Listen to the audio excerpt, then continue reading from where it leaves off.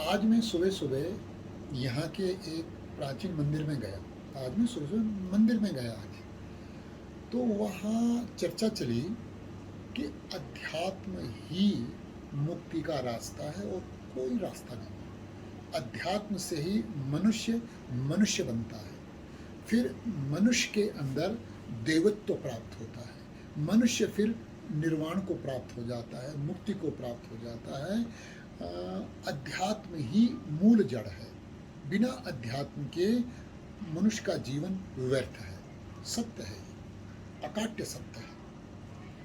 भगवान ने भी भगवत गीता में ये कहा, जब भगवान से पूछा अध्यात्म क्या है, तो भगवान ने क्या कहा? स्वभाव। अध्यात्म का मतलब है स्वभाव। स्व माने अपना, भाव मतलब अपना मतलब जानो, तुम हो क्या, ये अध्यात्म है। तो उन लोगों ने कहा जो मंदिर में थे, कहा जी जब हम अध्यात्म में प्रवेश करें तो उसके लिए आत्मदर्शी होना जरूरी है। हमने कहा ठीक है, आत्मदर्शी तो होना जरूरी है। आत्मदर्शी मतलब जो भगवान कह रहे हैं, स्वभाव। स्व माने अपना, भाव मतलब अपना मतलब जानो कि मैं चमड़ा हूँ, मांस हूँ, रक्त हूँ, मैं आँख हूँ, कान हूँ, नाक हूँ, मुझको ठंड लगती है, मुझे गर्मी लगती है। लेकिन जो शव है, शव मुर्दा शव है जो, उसे ना तो गर्मी लगती है ना उसे ठंड लगती है।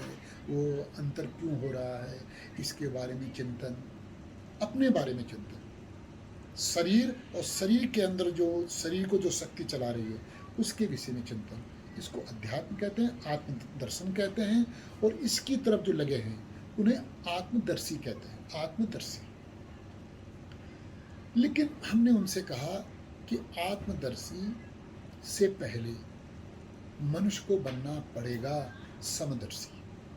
बिना समदर्शी के आत्मदर्शी मनुष्य बन ही नहीं सकता। बिल्कुल अध्यात्म में प्रवेश ही नहीं कर सकता।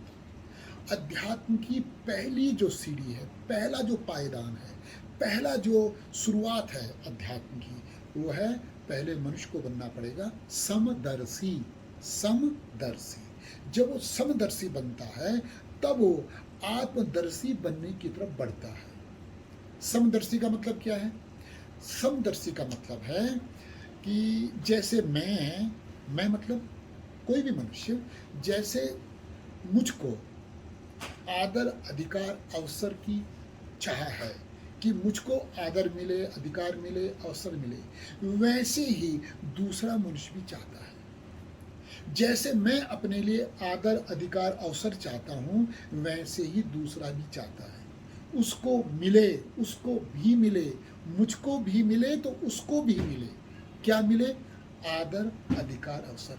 आदर पहले नंबर पे क्या है? आदर, अधिकार, अवसर। जैसे मैं अपने लिए चाहता हूँ, वैसे ही दूसरे को भी मिले, दूसरा भी चाहता है। जब ये बात दिल में बैठ जाती है, गहराई पूर्वक दिल में उतर जाती है, तब होता है पूरे गुरु की कृपा। तब होती है पूरे गुरु की कृपा। पहले नहीं होती, इससे पहले नहीं होती। क्योंकि बिना पूरे गुरु के अध्यात्म में प्रवेश किया ही नहीं जा सकता। कोई तरीका नहीं है कि पूरे गुरु के अलावा और कोई रास्ता बिल्कुल नहीं है, कोई रास्ता। लेकिन पूरा गुरु कब बाहाँ पकड़ता है? पूरा गुरु बाहाँ पकड़ता है, हाथ नहीं पकड़ता।